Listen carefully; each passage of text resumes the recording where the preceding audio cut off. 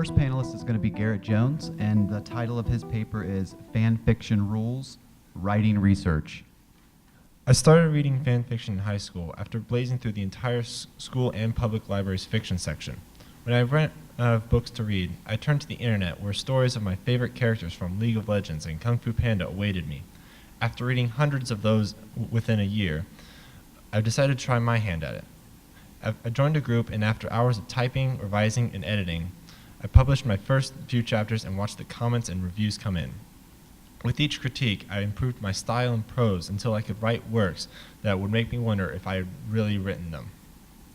College English classes soon came by, and when I was asked to write a research topic on writing, I was stumped until I realized that my fan fiction was a bit similar to research writing. They both used a similar model to find a new story to be written or questions to be researched. Both require varying amounts of research, and needless to say, they need to be written well. I did a bit of digging, and I've noticed that while some scholars talk about how research is put into different kinds of fiction, why people write fan fiction, and how research and writing are critical for academic and scholars, they don't ever combine them. I had to question why there was such a gap. Why don't students know how to write or research like scholars or fiction authors? Why isn't creative writing taught to students more often?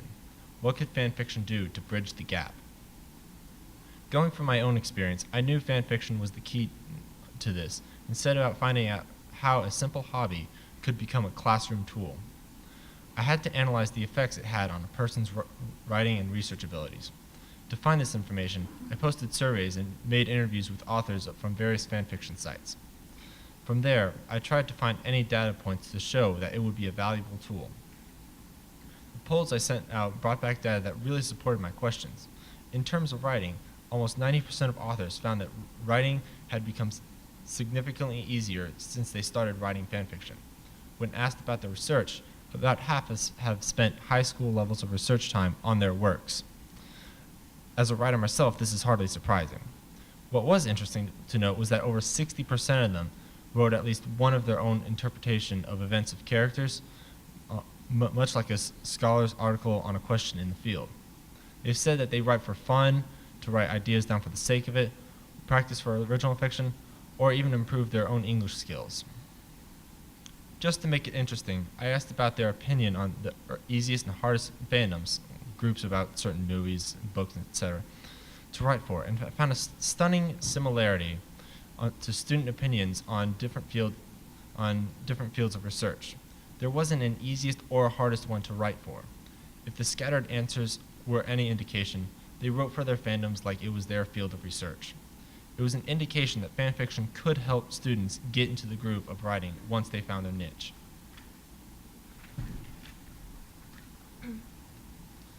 The connection between fanfiction and research was tricky to handle. To sum it up in a sentence, all research is writing, but not all writing is research. Interviewees stated that fanfiction definitely helped their writing, but since fanfiction is fun, it didn't help their research abilities. However, the interviewees have stated that their experience in fanfiction has helped them become more engaging when writing nonfiction works. They believe that students should write fanfiction as it helps them learn to be creative and serves as good training for aspiring writers. I wasn't quite satisfied with these answers, so I did a bit of research on it, and I found something I overlooked. Between research and fanfiction, writers need to gather information. In terms of fanfiction, some research is required to keep original story facts accurate, or to add factors that require some understanding before writing about them. I believe the reason that the fanfiction research process does not influence the academic aspect is because it's a crash course in learning how to perform research that's filled with trial and error. Unlike research papers, the quantity of research performed has little to no effect on the story because it doesn't drive the story, the content does.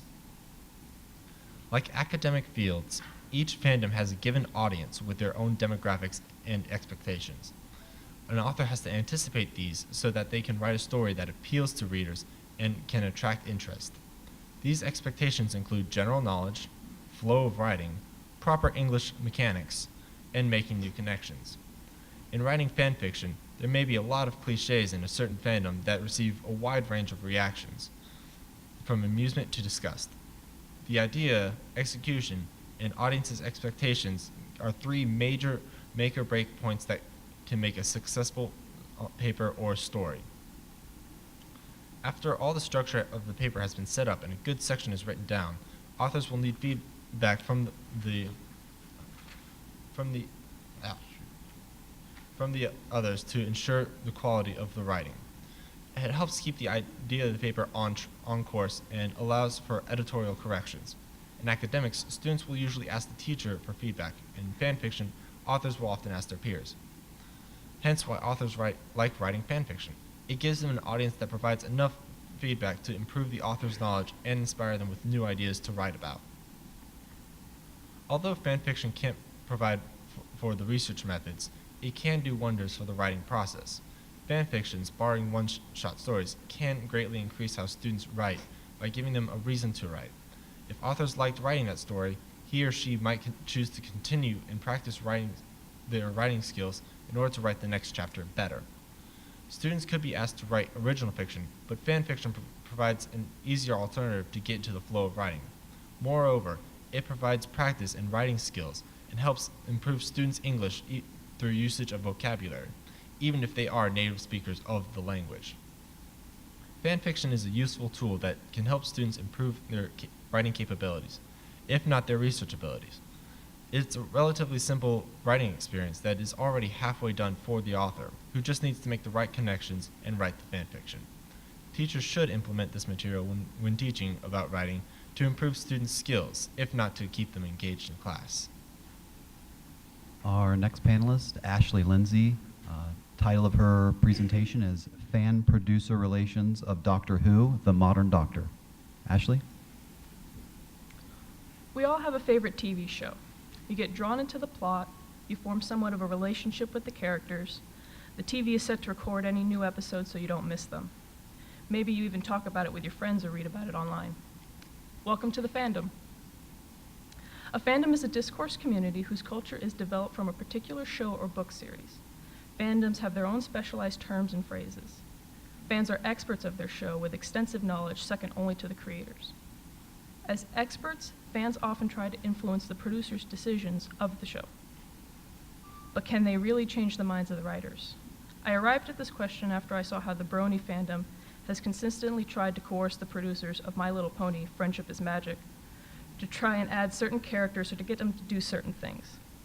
But observing the behaviors of men between the ages of 18 and 40 who follow a television show meant for 7-year-old girls is a topic that I'll let someone else research. However, there's a more diverse and established fandom associated with Doctor Who.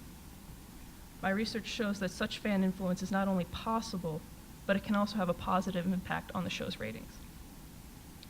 As the most outspoken of the audience, fans facilitate the show by being emotionally involved and drawing attention to it. Fans can also act as deterrents by expressing skepticism or avoiding particular aspects of the show that they don't agree with. Also, a person does not have to be a member of a fandom to be part of the audience. This is where producers used to play a balancing act when trying to please the audience as a whole. Fandoms have grown significantly because of the internet. It allows for an international community of fans to connect and share ideas. It also gives more opportunities for the greater devoted fans to share their work in different ways. Because of these impacts the internet has made on fandoms, there are different levels of fanhood.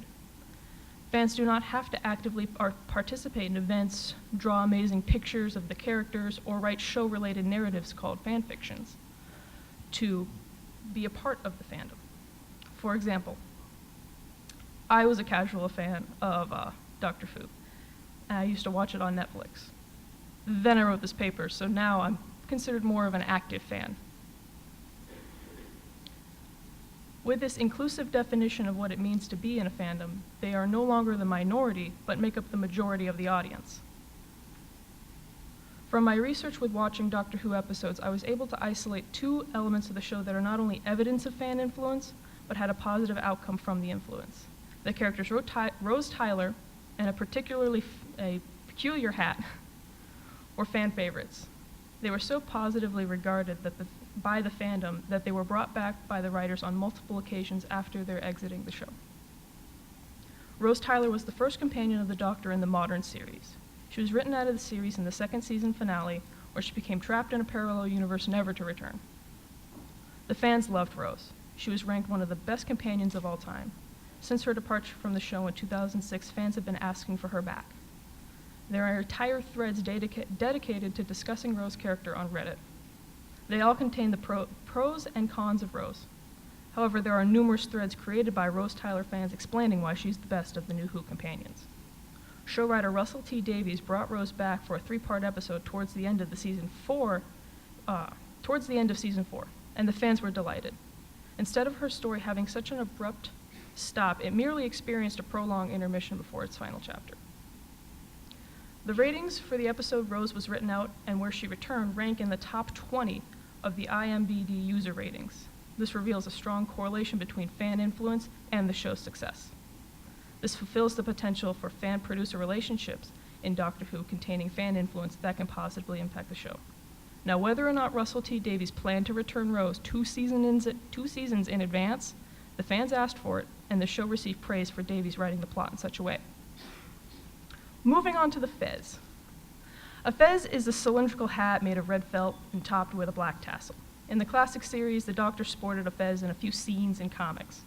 It's possible that this is why the ridiculous hat was given its 15 minutes of fame in the new Who series. The fez made its debut in the modern series in the season 5 finale.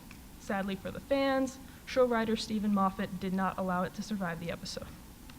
In its short life, the fez immediately became an icon synonymous with the 12th Doctor as played by Matt Smith.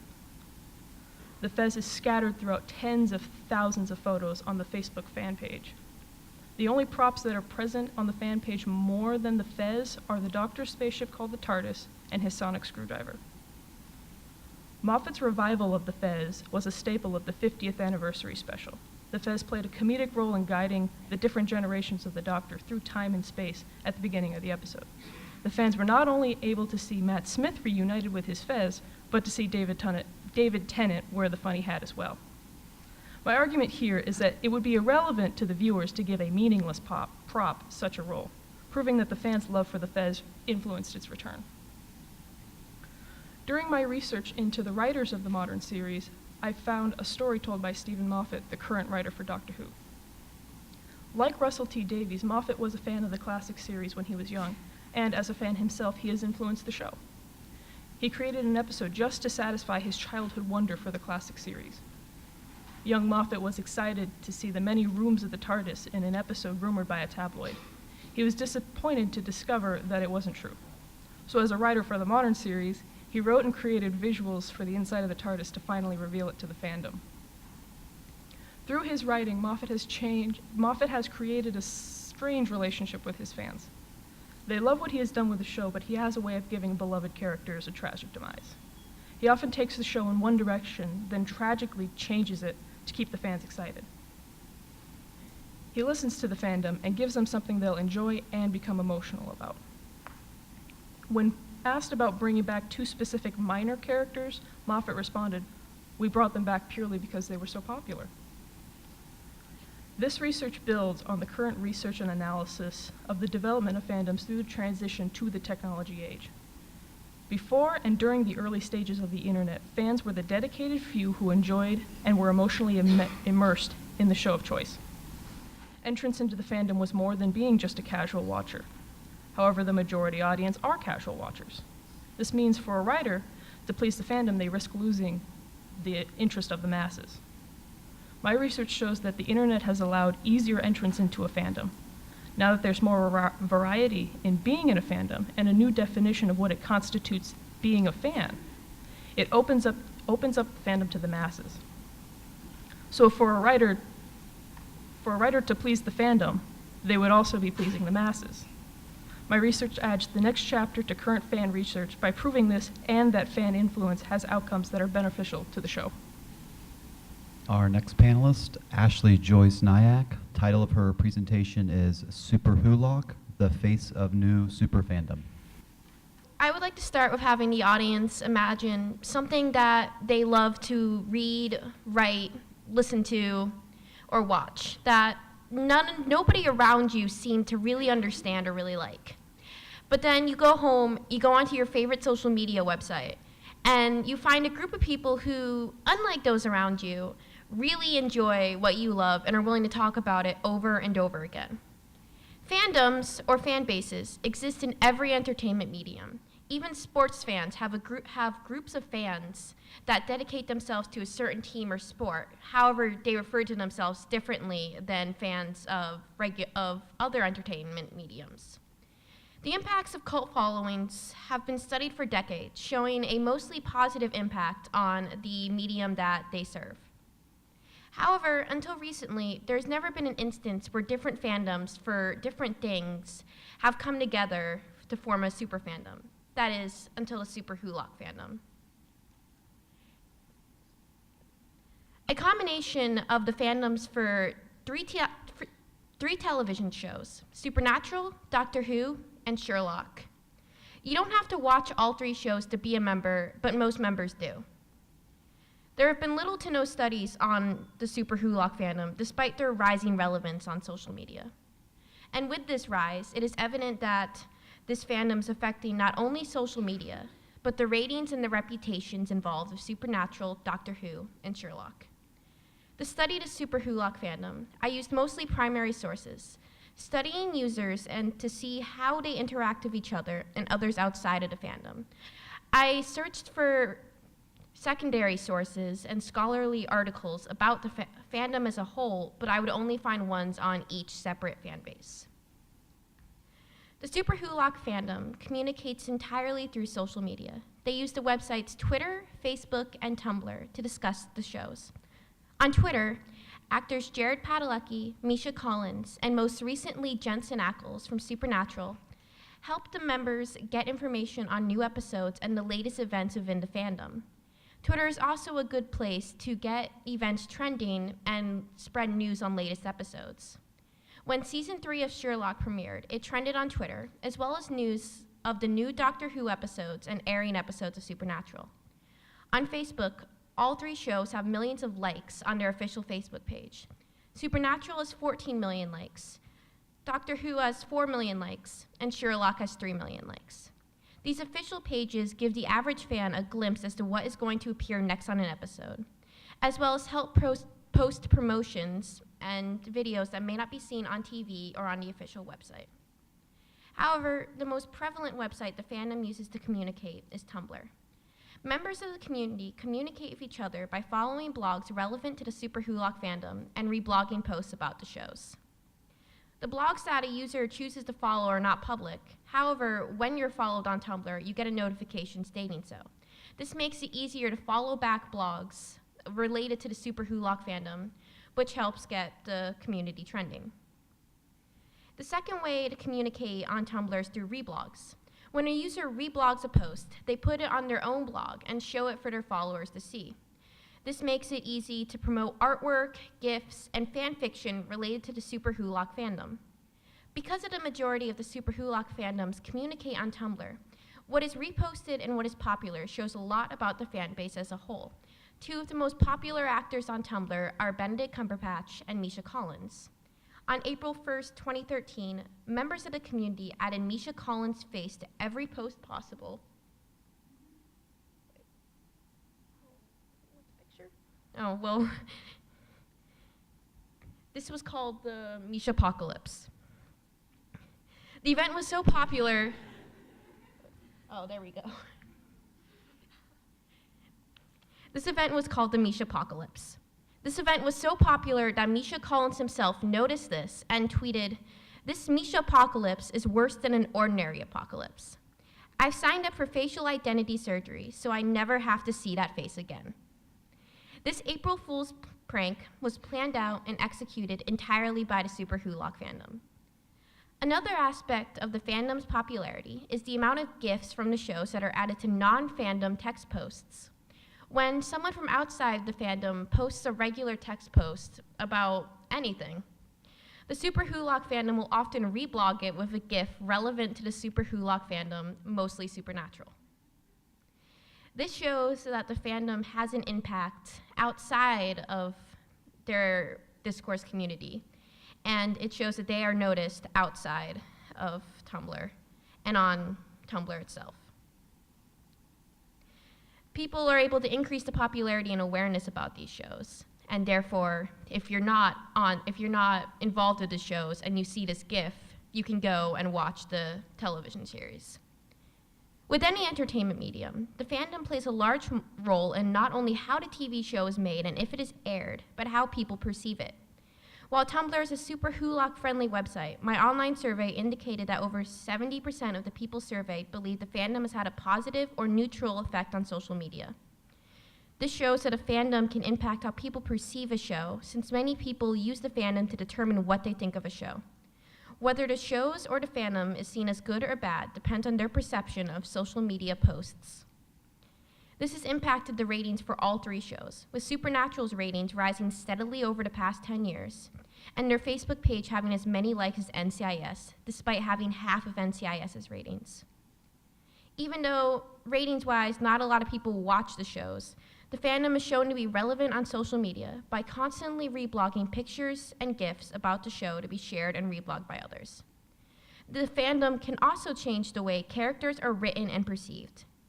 An article by Elizabeth Ray discusses how the fandom has changed the way Sherlock and John Watson, originally very masculine characters, have been perceived, including the changing of their original sexualities via the use of fanfiction.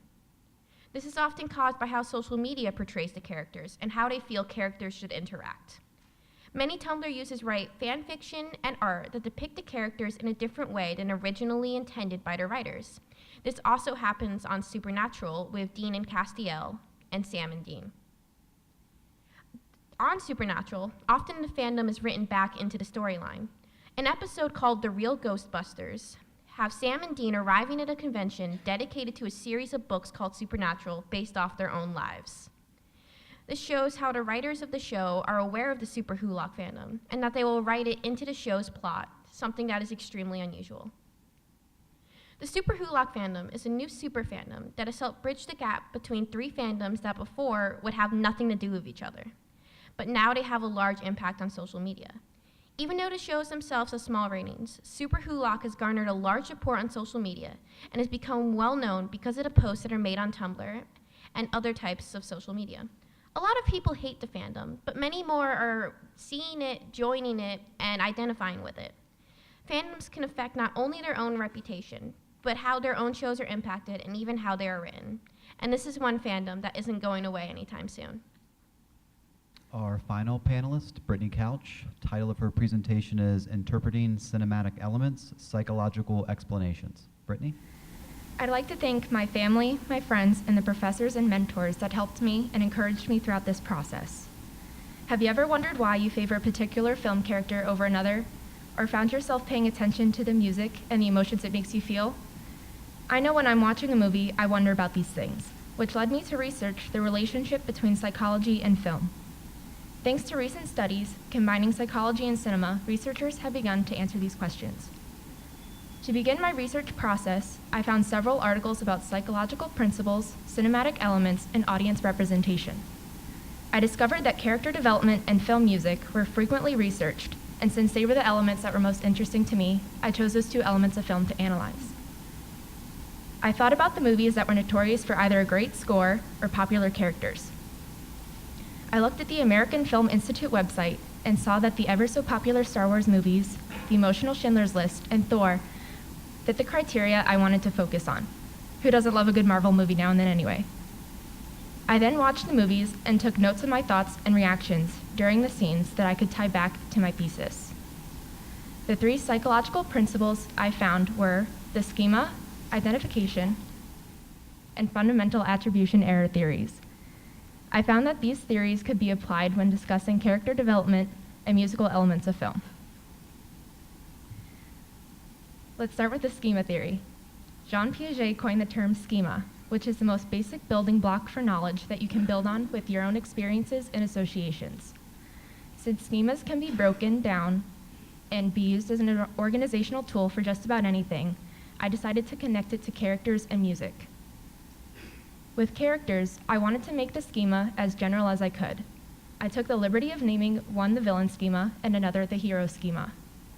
I thought about the different qualities that characters under each of those labels would have.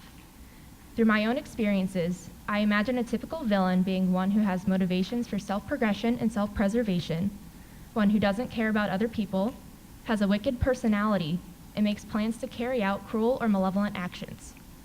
Loki, Amon Goth, and of course Darth Vader fit the profile and have those qualities that a stereotypical villain would have. Amon Goth, for those who haven't seen Schindler's List, was a lieutenant in the Nazi Party, and therefore was required to carry out public executions and raids on towns to capture people. In a truly evil way, he got some twisted gratification from doing such terrible things, which further proves he's the villainous character. The hero, as one would imagine, does the opposite.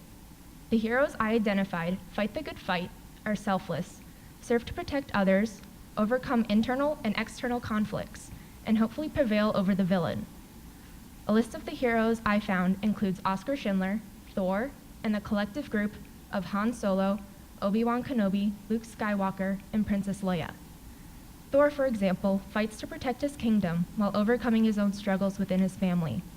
The acts of selflessness to help others throughout the film help the audience interpret his role as the hero.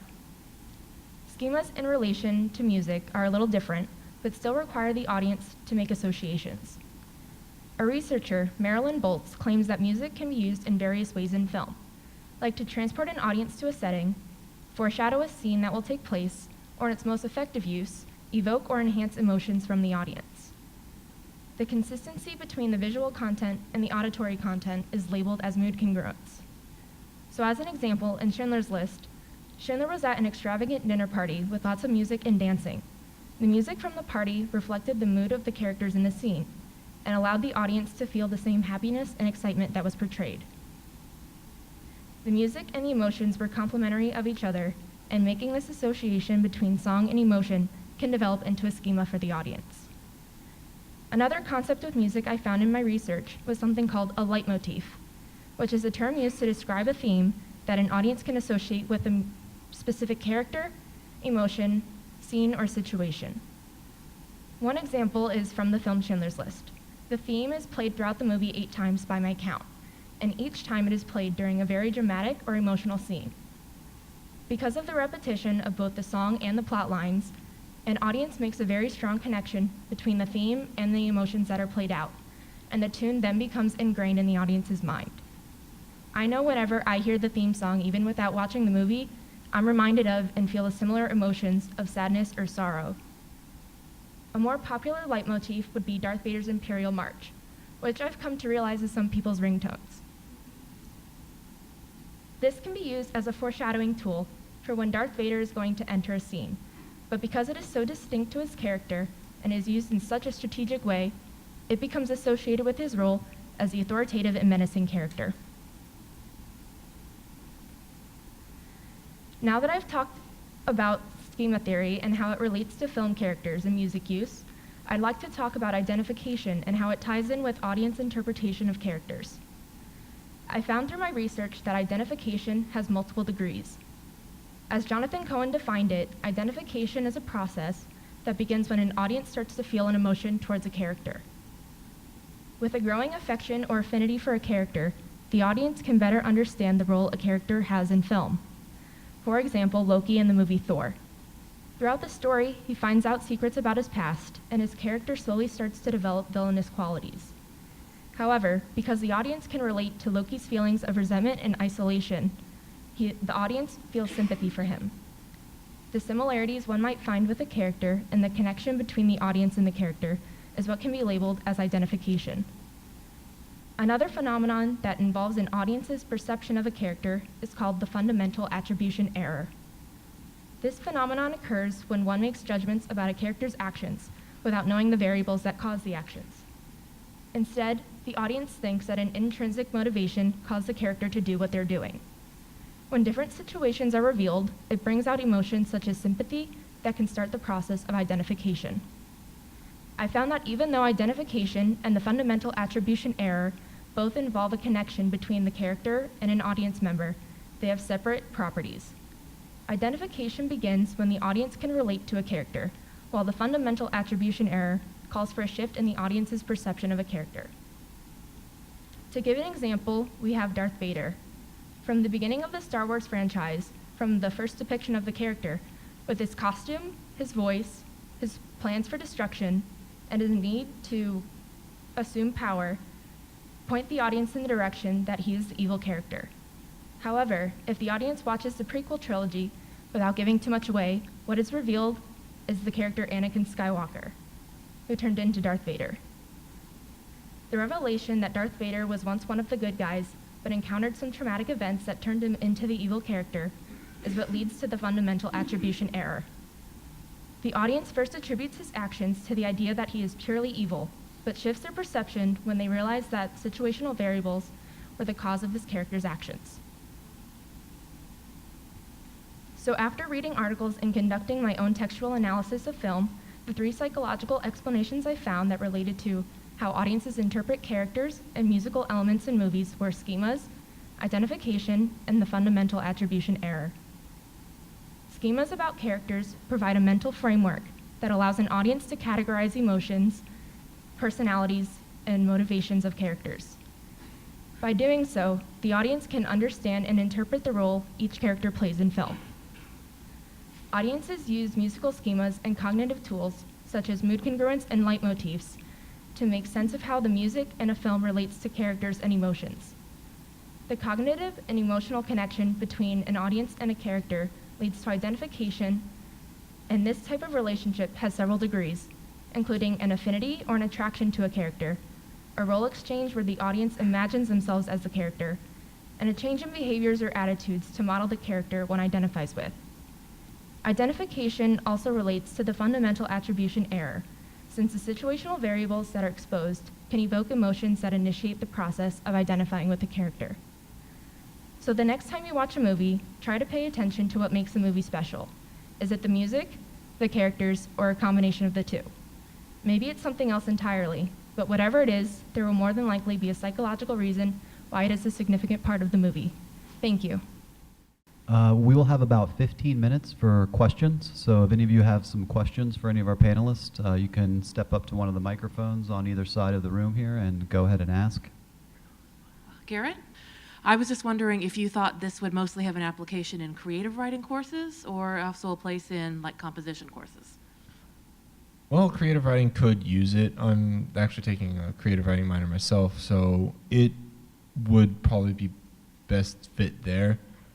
In composition courses, you could put some aspects of it in it, probably not the whole thing since it is focused on like actual paper research, but maybe include some elements of it. Thank you. Yeah, this question is for Britney. There's been some recent Disney films that have come out, and I just wanted to know, I don't know if you've seen Maleficent or some of the modern day. Maleficent? Yes. Okay, yeah. Yeah, what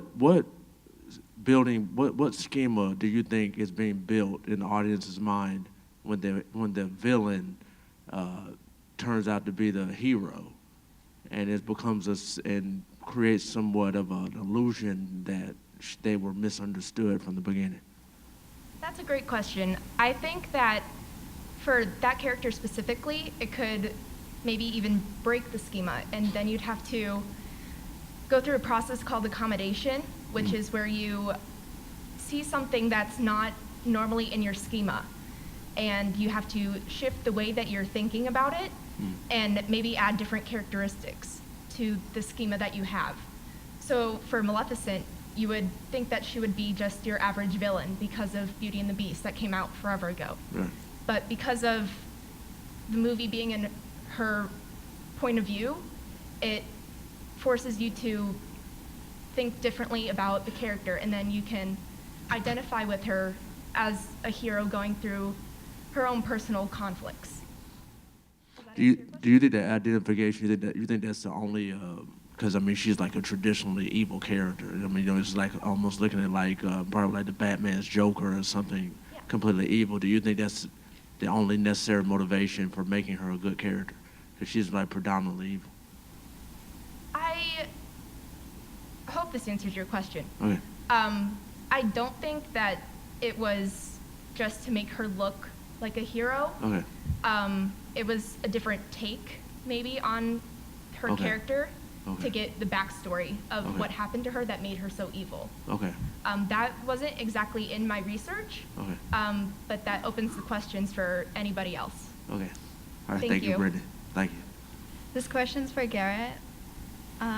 So, like, what inspired you or motivated you to write your own fan fiction? Well, like I said, I did read a lot of the public library stuff. Like I've read so many books that I've run out of stuff to read, and at that point I wanted to write my own stuff, like my own original fiction, but I had no idea where to start. And fan fiction, honestly, after getting into that, I realized that's probably a good starting point for me. So I just got into it, and I haven't left yet. This is for Super Hulock Ashley. You said to be in the Super Hulock fandom, you don't necessarily have to watch all those shows. Is that what you said? Yes. Okay, can you explain that? Because I thought to be in a fandom, you'd have to know about the show and stuff. No? Okay. I just said that, I mean, when it comes to interacting with them and being, because I personally only watch Supernatural and Sherlock, but with Doctor Who, I mean, I follow the blogs that tend to post a lot, so when Doctor Who actually brought up Rose, I knew about that, even though I don't watch the show. And so I'm not necessarily, completely immersed in it, but when it comes to a super fandom like Super Hulock, if you watch one or two of the shows, you tend to end up involved with that part of the Super Hulock fandom. Okay, so you'd still consider yourself a fan of the others, even though you don't? Yeah. Okay. I mean, I would consider myself a super lock. I mean, people make jokes like that, like Hulock, Super Who. Okay, thank you. I had a question for Ashley Lindsey. So you talked a lot about how like the fans can kind of work with the producers or influence the producers to add new things into the show. It seems like you had like a more of a positive twist in that instance. Are there any instances where this kind of affects the show or the narrative in a bad way? Yes, actually, the classic series was canceled because the writer wrote too much towards the fandom. Now, this was kind of right before the early stages of the internet. So when he was writing to these fans who were, submitting all this fan work, he wrote to please them. The audience didn't like it as a whole, and thus the show was canceled. Oh, And then it was brought back in the 1990s, late 1990s. It was brought back. Okay, cool. Thank you. My question is for Brittany. Do you see similarities between Thor and Loki's characters in that they kind of switch roles by the end of the movie? Thor begins very selfishly, and Loki is very dedicated to his father. And by the end of the movie, they switched. And do you think because of that makes them more compelling characters? And also, do you think we are getting to a point in media where the distinction between hero and villain is very much becoming just about the choices you make and not necessarily about like being completely good and completely bad? I definitely agree with that, and it makes them more compelling, to me at least, because of that kind of role reversal. And I think that can really show how things or roles in movies are becoming kind of more similar because of how they can just make one decision that changes their character, basically, that just breaks the mold. So when you start off with the movie, like you said, Loki was more faithful, but then because of him finding out whatever secrets he found out, it kind of changed. So that decision that he made to become the one that needed to take over the throne just put him in that collective group of villains. So those heroes, like the best heroes, are the ones who potentially could have been villains, but they made decisions in their life to pursue less selfish acts than the villains. Yeah, I think so, and I think Thor is a really good example of that. Thank you. Thank you. Thank you for your undivided attention, and let's give all these panelists another round of applause.